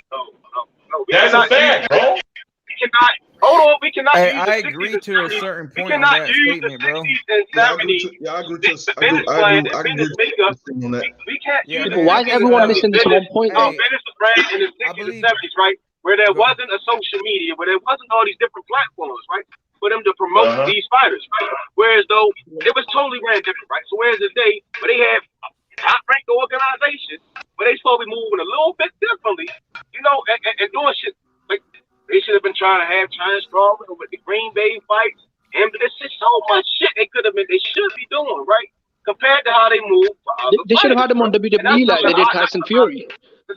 I'm not saying they sent Tyson Fury over to WWE. And I'm not saying Bob is racist. I'm saying I do see a fucking bias, bro. I do see a fucking bias. Whereas that's the main word we're gonna run with, and the bias and the prejudice made people that he fucking just like in general. He might have his own personal fucking bias. It don't matter how much motherfucking money I'm giving you. Now, if I want to see your career go in this direction, and then once your career to go in that direction, that's a fucking prejudice and bias. It don't matter how much fucking money you give. The money could be blinding you, so you don't even see what the fuck I'm trying to swim your way. I don't want you to be in a stomach. Now, Method, but here's the thing, though, right? But some fighters, though, are able to sell themselves along with helping the promoter give them a direct. Facts. Name and Terence Crawford doesn't do that. That's true. Name 5 fighters today that sell themselves. Name 5 fighters that sell themselves. I bet you can't name one. Oscar De La Hoya. I bet you can't name one. Canelo Alvarez. Canelo cannot sell himself. Canelo Alvarez cannot sell himself. Floyd Mayweather sold himself. Floyd Mayweather cannot sell himself. Ali sold himself. Roy Jones sold himself. Roy Jones cannot sell himself. Please stop lying, bro. Are you crazy? Listen, you guys are leaving out one major point, though. You just mentioned they know how to promote themselves, bro. The fucking promoters, bro. Nah, but the point is, for people that actually want to get. I don't think you understand, bro. Hey, man, Method, you gotta keep it real, bro. You're not keeping it real with yourself, bro. You gotta keep it real too, man. Some of these fuckers knew how to promote themselves. So was Floyd Mayweather able to sell himself, Method? Was Floyd Mayweather able to sell himself? Yes or no? Nigga, no, my nigga. It was still the promoter's job to put Floyd in that position. Whoa. Nigga, hey, you're not being real with yourself, Method. You're not being real with yourself, bro. You gotta keep it real. Mayweather was genius. He knew how to promote himself. That's one thing he did know how to do. Nigga. What are you talking about? What promotion company did Floyd fight on? I bet you. Y'all gonna prove my yourselves. Who did he fight on? I can't even hear you. He fought on the Golden Boy, right? And he also fought on the Top Rank. Didn't he? Yes or no? Correct. Yes, he did. Right. And those two promotion companies. And those two nigga, they promote the shit out of these niggas, yo.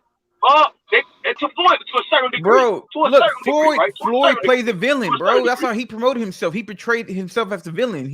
That's the way he promoted himself. What are you talking about? They made him out to be the bad guy, so he had to take the role. But it's the same way. They didn't do none of that shit, bro. None of that shit. I just listened to Tex Richard, and niggas don't even know what the fuck I'm talking about. Floyd did a lot of other things as well. He fought Oscar De La Hoya. He went on Dancing with the Stars. Exactly. He went on WWE. He knew how to promote himself outside of boxing too. After you he was remember one thing already though. promoted, I'm trying to make And this think of point. this though. And think of this though. There was nowhere near as many platforms to promote yourself back then as there is now. Hey, one at a time. One at a time. Hey, boxing historian, and Lalo's boxing. I know you guys probably might know. Was Terence Crawford was fighting on HBO before he moved to ESPN, right? Correct. Yeah. Yes. So at that time was HBO boxing a big network and a big platform to be fighting on at the time? Of course, yeah. everybody wanted to be. Every fighter wanted to fucking fight on HBO, bro. That was like their dream. was HBO considered? Were some of the people on HBO considered prejudice and race? That's enough. What are we? What you say, Matthew? What was your question? Were some of the people working on HBO considered prejudice and racist? I don't agree with that. I think Max Kellerman and Roy Jones. Yeah, not no fucking Max Kellerman. Not no fucking Max Kellerman. I don't know. You might have Roy Jones is good. But what you call Nah, it? bro, Roy Jones was Hey, one at a time. Yeah, you probably had some people working for that network that could have most definitely. I ain't gonna. Brian, you know, real talk. Hey, name some. I I remember want to Max know. Kellerman and Roy Jones.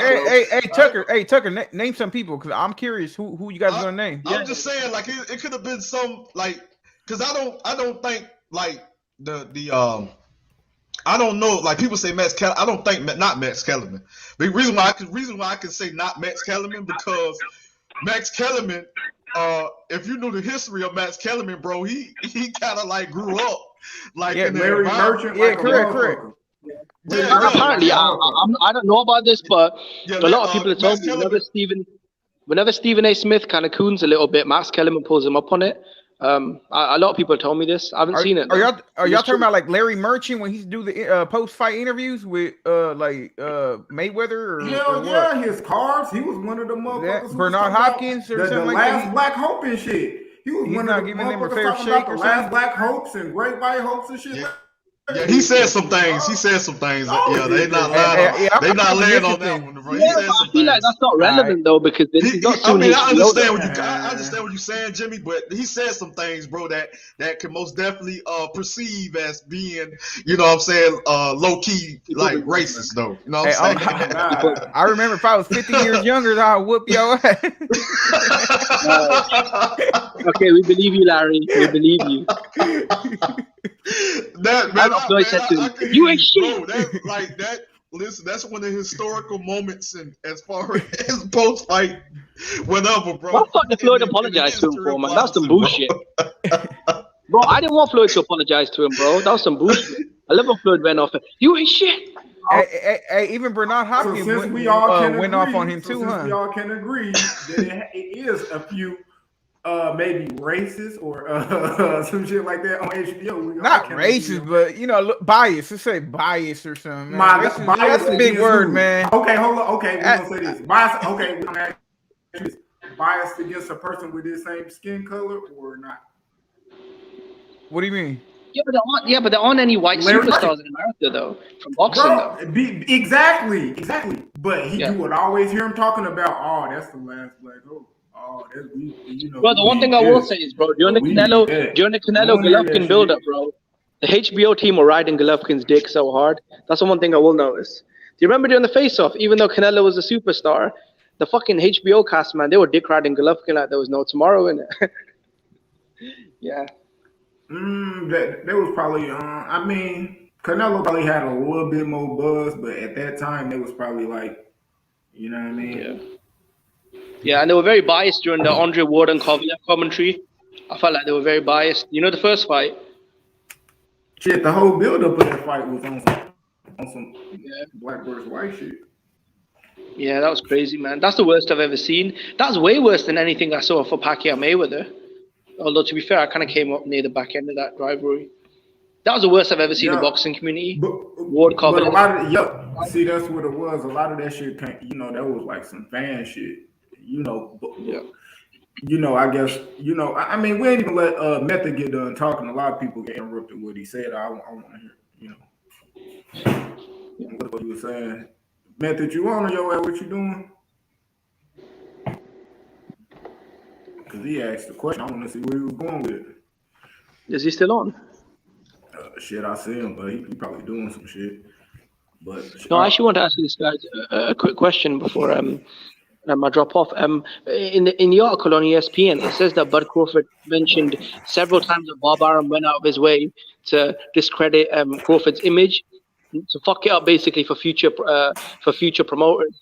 He said that Bob Arum would go out of his way to basically try and throw mud on his image to fuck up future deals that Bud could make with promoters, because look at Eddie Hearn and Al Heyman. They'll hear Bob Arum saying, I'm losing money, this guy can't sell. And he says that Bob Arum purposely did this to fuck up his future, basically, business dealings. So in a way, I feel like maybe Bud Crawford wants Arum to feel some pain now. You know what I'm saying? Shit, hey, the worst pain you can feel is in your goddamn pocket. So, yeah. Shit, I mean, shit, you yeah, because now you got a lot of people low key, you know, like Eddie Hearn, low key regurgitating shit that Bob Arum done said out in the public. Like, yeah, Bob put that into the universe. You know, I done lost money and shit, you know, just that. So only thing a promoter, you know, yeah, other I mean, fighters, I guess, all these you know, promoters are losing money. Like, you know what I mean? Like, all these promoters are losing. When Eddie Hearn was paying Mikey Garcia $8 million to fight Jesse Vargas, he lost money, but he didn't bitch about it. When Al Heyman, I mean, they're always losing money. But Bob Arum was the only one trying to throw his fighter under the bus, though. So I feel like he did go the extra mile. Yeah, the thing is with Bob Arum is greed. It's greed. It's with every promoter though. It's greed. It's greed. True. And a lot of these promoters, they make money from the event itself, from the gate. And especially if it's a pay-per-view, they get a percentage of all of that. And so when you look at Bob Arum Network, I believe it's like $300 million. You know what I'm saying? So he's about his money. You know what I'm saying? And at the end of the day, you know what I mean? If he says that I can't, if I put up money, I'm looking to double. I'm looking to double on what I put on a certain fighter. And it's greed. Because if I can't make this off, if I'm putting this up, and if I can't receive or you know, double that what I put on the fight, you know what I'm saying? Then it's like that. So I understand where he's coming from. Yeah, Tucker, it's a business though, bro. But it's a business. No, That's what I'm saying. You're not supposed to lose money. But why is Bob Arum the only one screaming in the street though? You don't think Eddie Hearn's lost money? When in the hold up, everybody. You know what I mean? Y'all want to hear what he gonna say? So everybody kind of, you know, One at a time. Hold on, real quick. One at a time. So Lalos. Yeah, I hear you, bro. One at a time, y'all. Oh, much respect. Let one at a time, though. Lalos. Yeah, I agree. It is a business, and so that's why I can see, I can feel how. With Bob Arum, when he says certain things, I can understand what he's saying because it is a business. But at the end of the day, you know what I mean? It's like you got to make sure you do the best you can to put your fighter. You know what I mean? Because like I agree with a lot of y'all was saying, like sometimes fighters can go and promote themselves, but it's also the job of the promotional company to put a fighter in a position and to most definitely to promote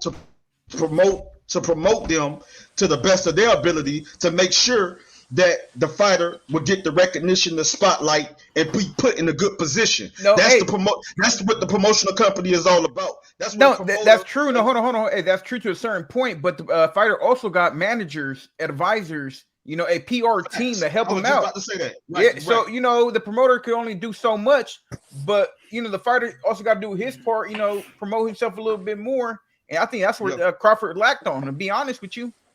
Yo, that's what I said. That's why I said Lalo's boxing. That's why I say, my brother. That's why I say him, the promotional company, and their team, and the fighter and his staff. You know what I'm saying? All his handlers. Yes. Yeah, I agree. I ain't gonna lie. If shit like that is not put in a contract, as far as like a promoter saying, yeah, I'm gonna promote you, but you as well have to come to interviews, this and this. Lalo, and bro. If that's not in the contract, I don't gotta do shit but fight and you promote me. I understand if you want me to put a little bit extra more icing on the top of that shit. You know what I mean? You want me to go out there and be more brash and you know, enthusiastic and show more charisma.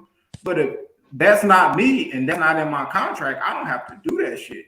Hey, You Canelo promising don't me do that fights shit. and money. That's what Earl I need. Spence don't do that shit. Triple G don't do that shit. They don't do that shit. Hey, so all You these can name niggas a talking list about of motherfuckers he that need to don't promote do himself, bro. That shit y'all be hearing from other people, bro. Other people channels and shit, bro. None of them niggas be promoting themselves like that, bro. None of them niggas be out there like that. Bro. Shit, bro. Canelo, Look at Tank even Davis, Canelo, bro. you He say can he a barely string pay-per-view a star. sentence The only together. one, maybe Tyson Fury. Nigga, that's the only maybe him. But hey, to go back with what Cuzzo was saying about what Crawford said about Bob Arum trying to prevent him from making future earnings, he can prove that 100%. And because what Bob Arum has said about Crawford. Now, what is Bob Arum going to say to counter that? I didn't mean to say that. I wasn't trying to do that. I didn't mean it that way. No, nigga, you knew that was gonna hurt me. You my promoter. You came out and did it, and then another promoter that was basically a guy you was going up against. You he's saying the same thing that everybody else is saying now, using your narrative to stop him from making money, so he can't get his biggest fight that he wanted. He can prove that in court. Well, Byron put that into the universe, bro. Yeah, but in that case, I think Terence Crawford should just go solo bolo like Mayweather did. You know, take that route. He is solo bolo right now. That's what I'm saying. So why do he need a promoter then? If you know, huh?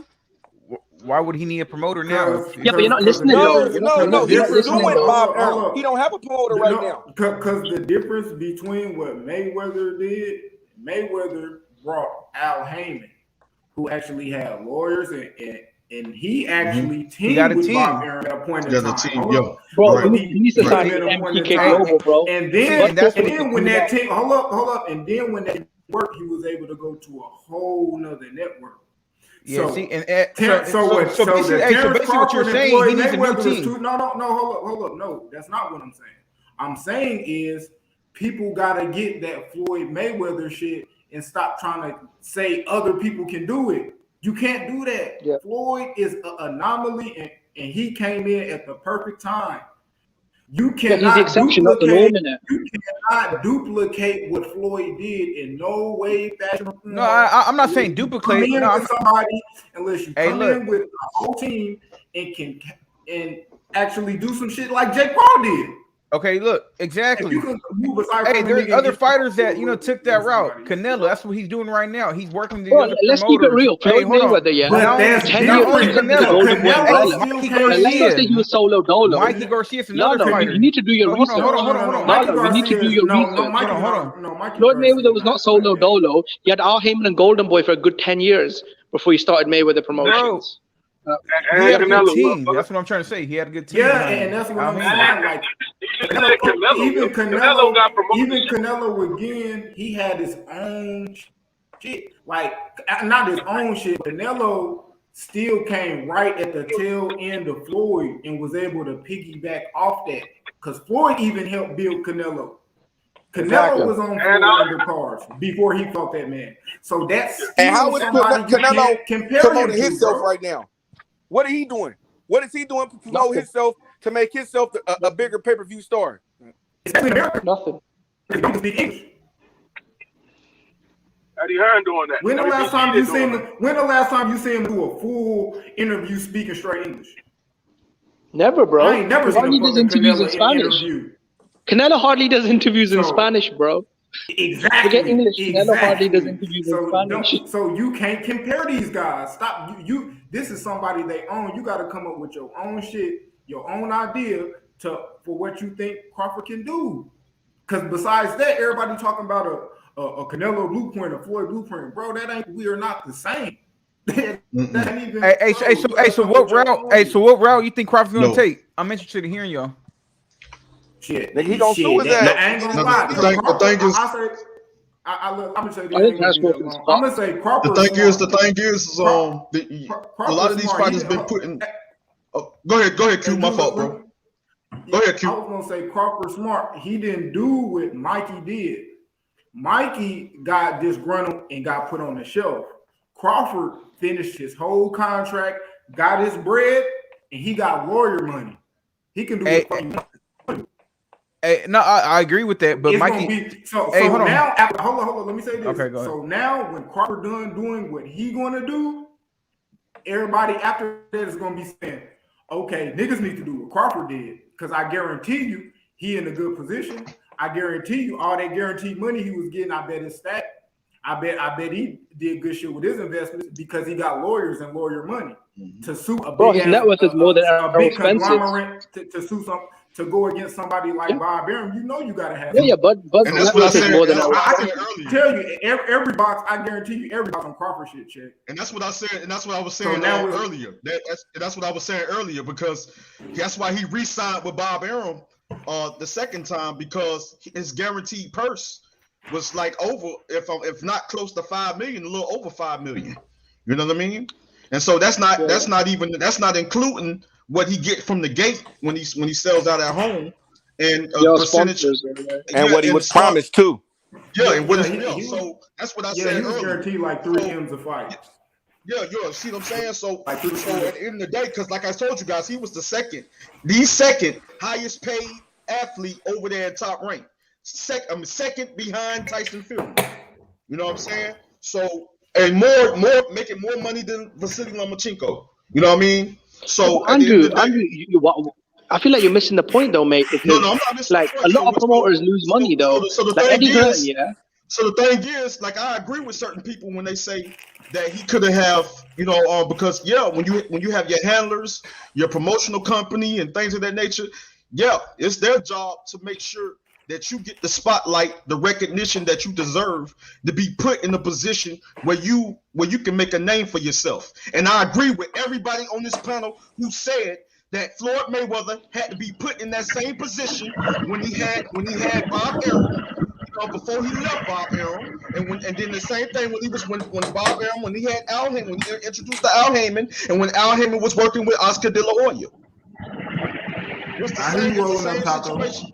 Hey, and then the thing is too, everybody who left Bob Arum, they made more money.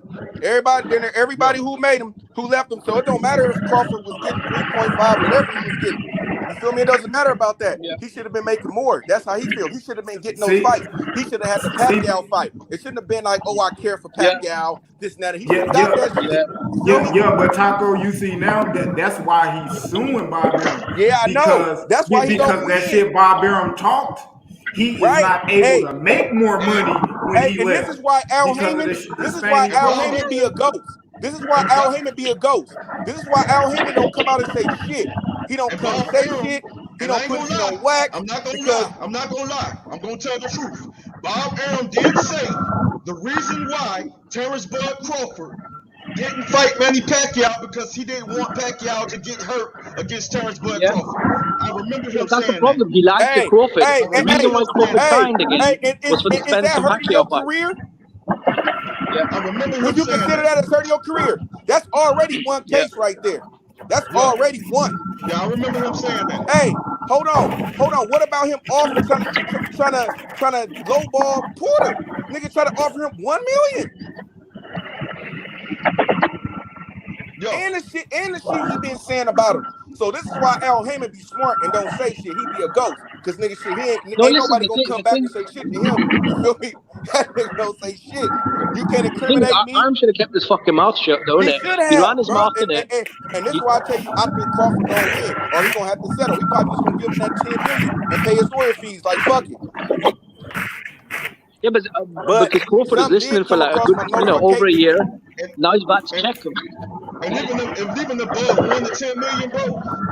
Like, come on, bro. That's not hurting Bob Arum because, like I told you, his network over $300 million. Plus, he probably even more. It's a smear. It's a smear. He's trying to damage top rank finish. So the fact that he don't believe in paying certain fighters and giving them what they worth and what they deserve. It's all BS. It's just that he's sneaky. He got some sneaky ways. I agree. He be penny pinching, and the thing is, he don't want to put money up because he feels he's going to lose money. Hey, Terence Crawford gonna win this shit, bro. He's not losing money, yo. How the fuck he losing money when ESPN paid him? No, what I'm saying is that when he put his money up, Bob Arum looking to double. He looking to generate more money back when he but he not, bro. ESPN give Bob $90 million a year.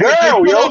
Stop. They put up money method. He's still Do saying your the same research. shit. Do Y'all your hear the homework retarded motherfucker? before you speak method. Yo, Do your listen, homework. he's Do still your doing research. it, yo. He's still, All that yelling and nobody all that saying yelling in nothing. my ear, He just want all to keep that saying yelling, my what you name. doing, He nigga? like It's my not gonna name, work. yo. All that All right, yelling so and you going, screaming so in you my ear, say bro. my name one You more want to time. get your Go ahead. point across? Hey, All that yelling and screaming in my Nigga, ear yo, method. I'm not You want trying to to get get your my point point across? across. It's not I'm gonna work telling with you, me, you bro. acting like It's a not girl, gonna work so with me. you can All that stop, yo. yelling You and on a screaming fucking in my ear platform, method. yo. All that You yelling and acting screaming like in a my ear method girl, is yo. not gonna work. You acting Trying to like a get your point girl. across, Stop yelling and repeating screaming, it's yourself not a gonna work with thousand me method. times, yo. All that All right, yelling hey, and hey, round screaming one in is my ear. over. Hey, All yo, that That's round all one's yelling and I'm over. screaming telling in All my right, you. let's ear go is to not the gonna next get your subject. point across method. Nigga, you All keep that yelling repeating and the same screaming in my shit ear, 1,000 all times that louder yelling and shit. screaming in That's my a ear girl. method is not gonna get your Nigga, point across. this It's nigga not is gonna so get your point gay, across Hey, yo. method. Q. Hey, It's All what's that your take screaming ridiculous, though? and yo. yelling is not gonna work with me Yo, method.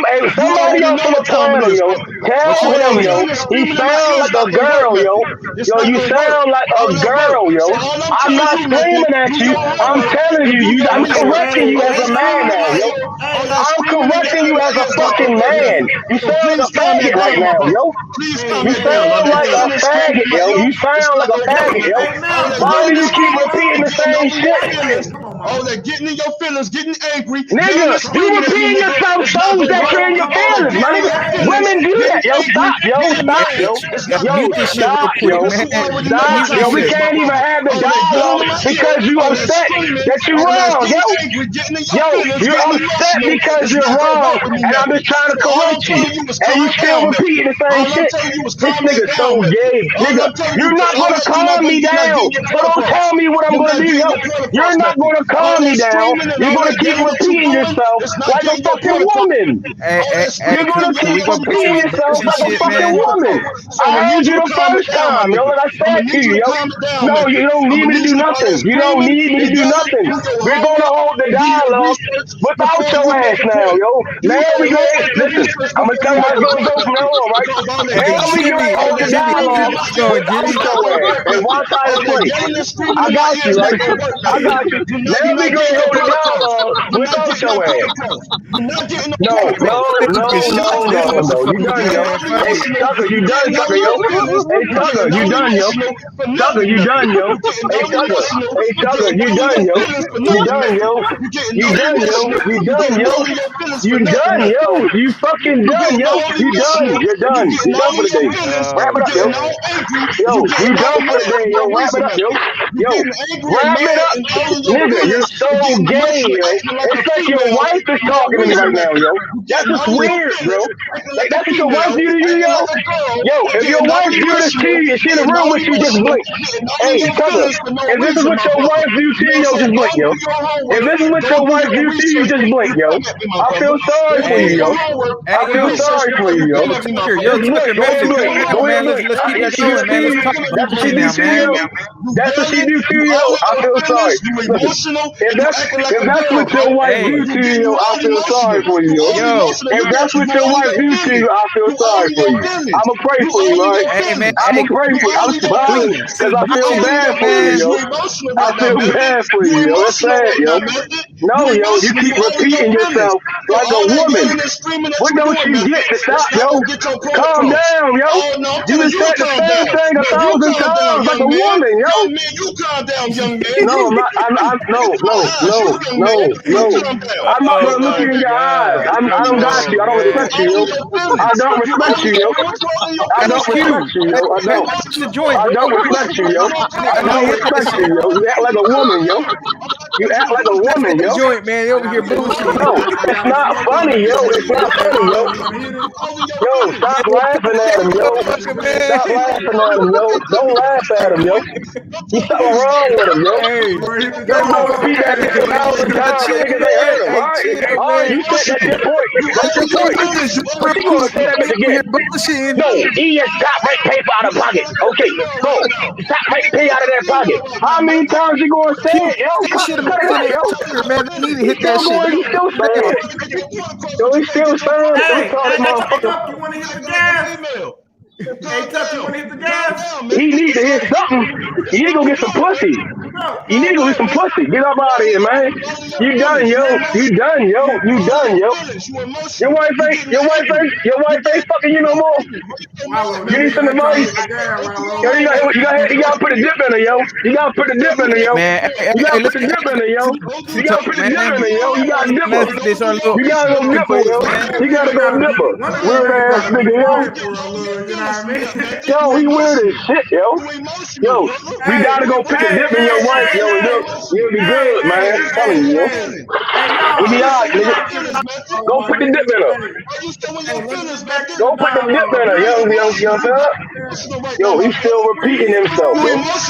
Yo, you still repeating yourself, yo. We heard you, yo. Weird ass nigga. Yo. If you putting the dip, you gotta go put.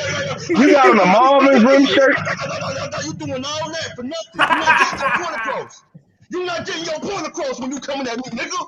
You hear me, young man? Yo, look at this nigga, yo. Look at him. Look at him. Look at him. Look at him. Look at him. Look at him. Look at him. Look at him. Look at him.